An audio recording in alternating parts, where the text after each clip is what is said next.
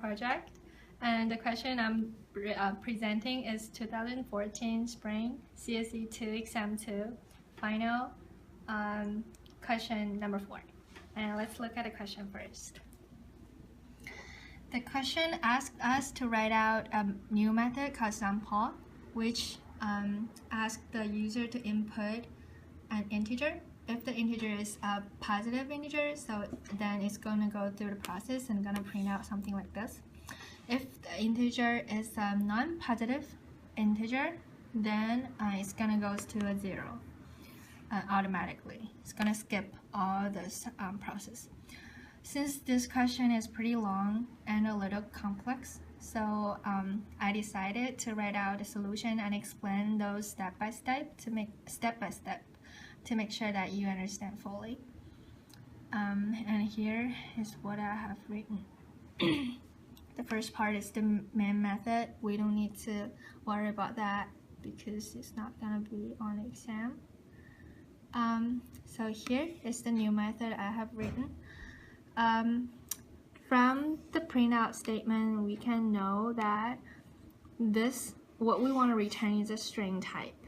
So I did the new method, public static string SumPaw. Make sure that you have the right type. Following by the request that we wanted the user to enter a new int. Scanner scan, we match the input into an integer called n.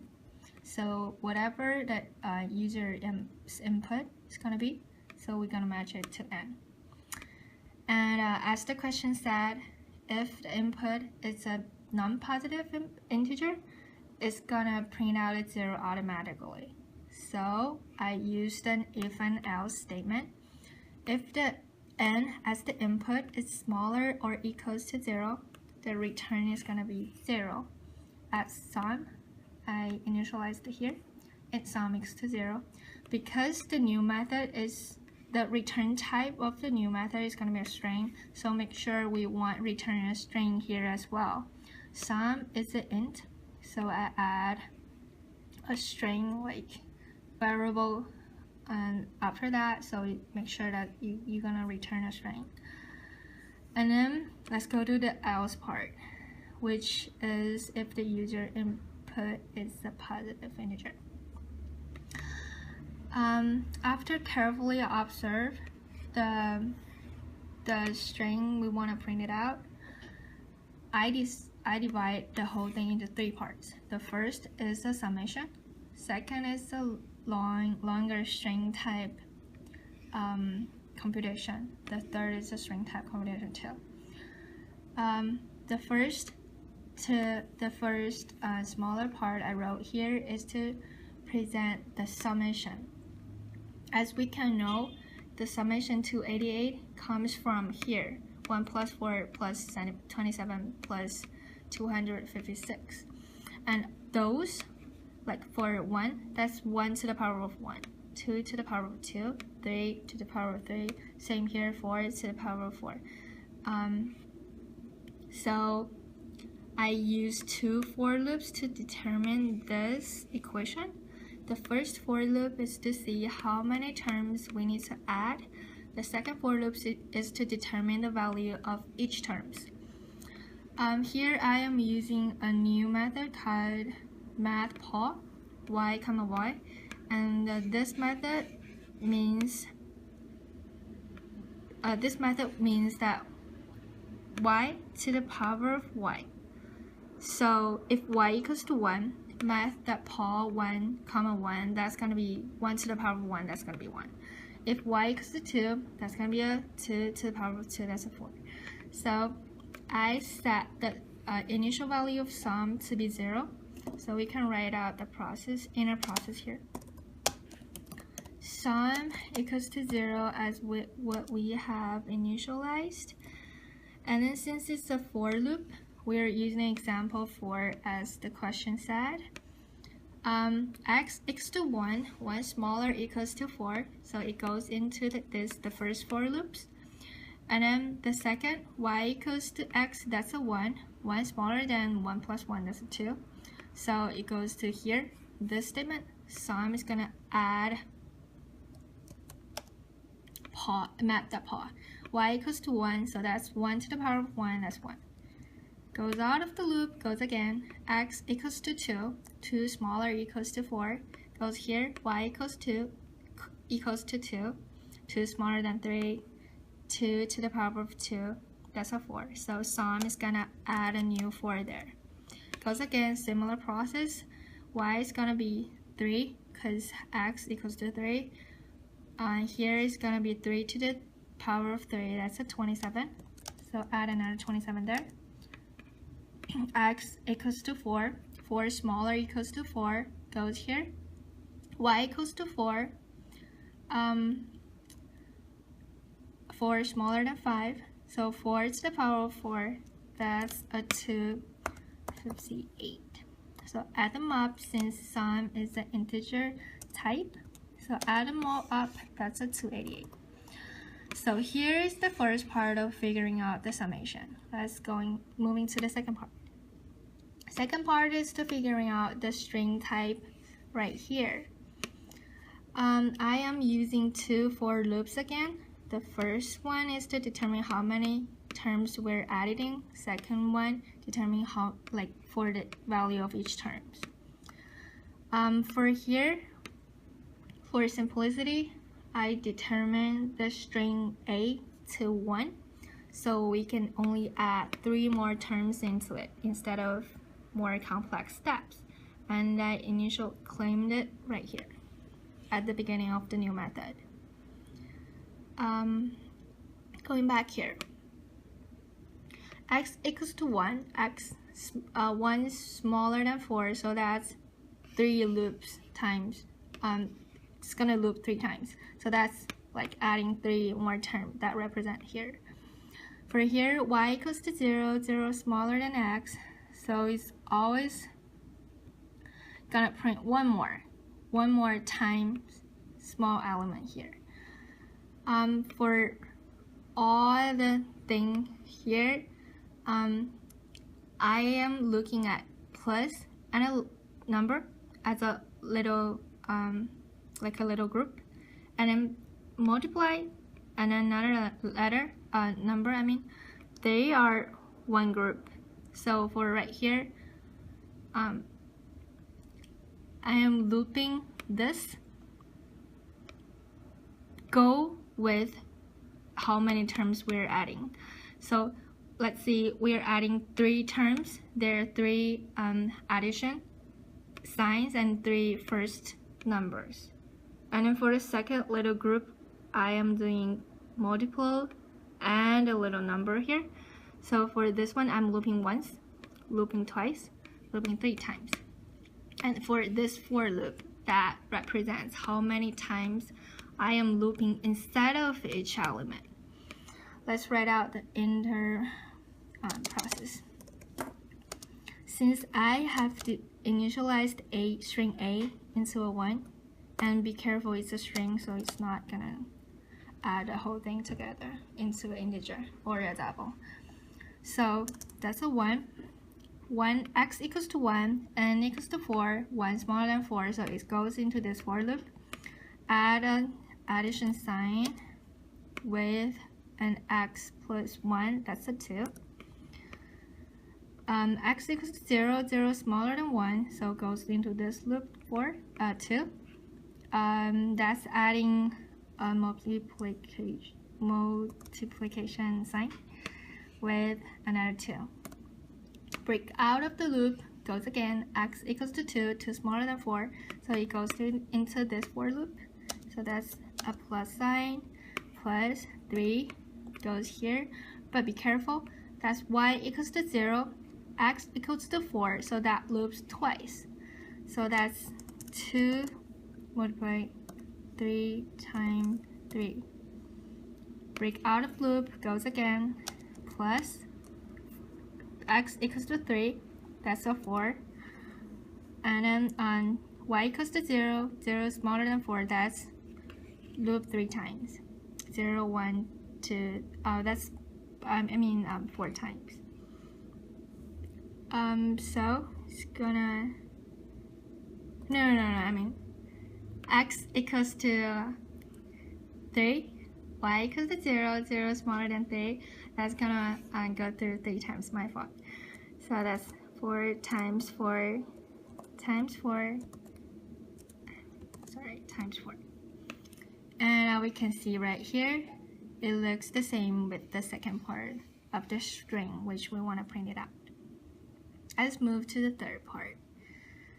It's 1 plus 4 plus 27 plus 256. For here, I am only using one for loop because for each element here, I can just use a math function to present. And the only thing we want to use for loop to determine is the number of terms. For here, n equals to 4, x equals to 1, 1 smaller than 4, that loops 3 times. 1, 2, 3. And for simplicity, again, I initialized b, string b, to be a 1. So I'm skipping the first term. Only need to add 3 more terms there. I'm recalling that part, new method again. Write out the inner process as b equals to 1 as what we have initialized. Goes to loop x equals to 2. So that's x equals to 1. Sorry, x equals to 1. So that's 2 to the power of 2. So 2 to the power of 2, because it's an int, so it's gonna give us an integer. 2 times 2, that's a 4. Go again with the loop, plus x equals to 2, that's 3 to the power of 3, that's 27. Be careful, this is different with here because a is a string. You always pile up what's coming up, but here is different. It's like returning an int, so you just write out an int and then add int together as a string type. Okay, let's go back. When x equals to 3, goes here, 3 plus 1, that's 4, 4 to the power of 4, that's 256. What we got is right here, matching what we got, what we want to print out. They're matched with each other, so that's good. For the final here, I claim a new string as C. I didn't initialize it anything. It's an empty string. What I want to do is I want to add everything together to make it ready to return instead of returning a function or an equation. So this is just make the program easier to see and clear, more clean. Just following the format what the question gave us. 288, that's the sum, plus a bracket, plus sum, equal sign, string A, what we have figured out, plus a string sign, equal sign, plus B, the second string we have determined here, and plus the parenthesis, the back parenthesis, and return the value. Don't forget to return. This is a call method, so never forget to return and return the right type. So this is the answer for the question so far. If we want to make this question harder or adding more adding more testing point in it, we can add one more thing. Is for this program, we only ask the user to put the input once. What we want to add is we can use a do while loop to ask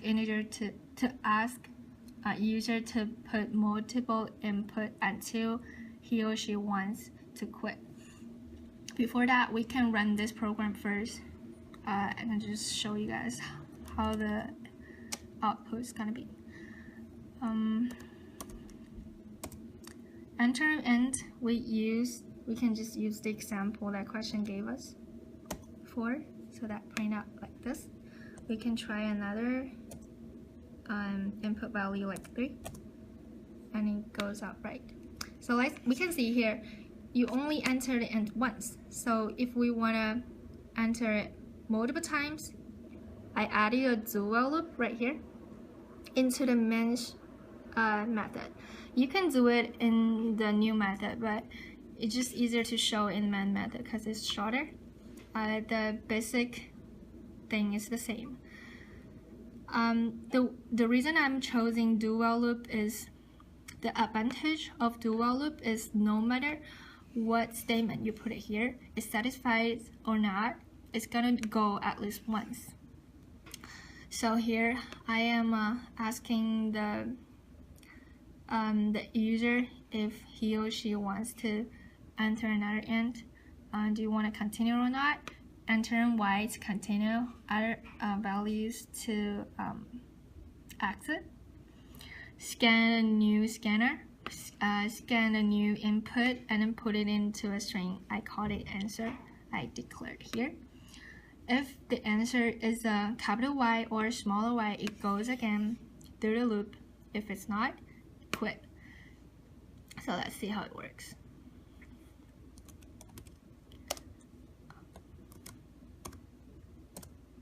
Okay, enter int using the example that question gave. You want to re-enter or not? Okay, let's do re-enter. Enter quote int 3. So that works good. If we want to exit, just enter a random letter other than y or y. So it works. Let's go back to the code here. Several things that I want to mention is for this question, there are 4 points that I think the teacher is testing on. The first is the call method right here. Really be careful about the type you're calling, and be careful the return type. It has to be matched with each other. The second is the if-else statement. True goes here, the false goes here. Third is how to use for loop. Be really careful and pay special attention to here. For loop, it's not hard, but it's really tedious. Really careful about the loop control variables, like here, how many times you want it really loops, and the loop body part, what you are really printing out. A small difference, a small changes can make a really big difference here.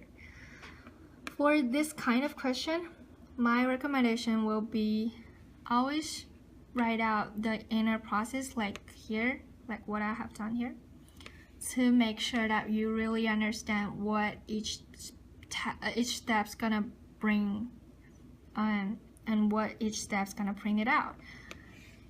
This really can help you to clear your mind and make sure you understand each steps.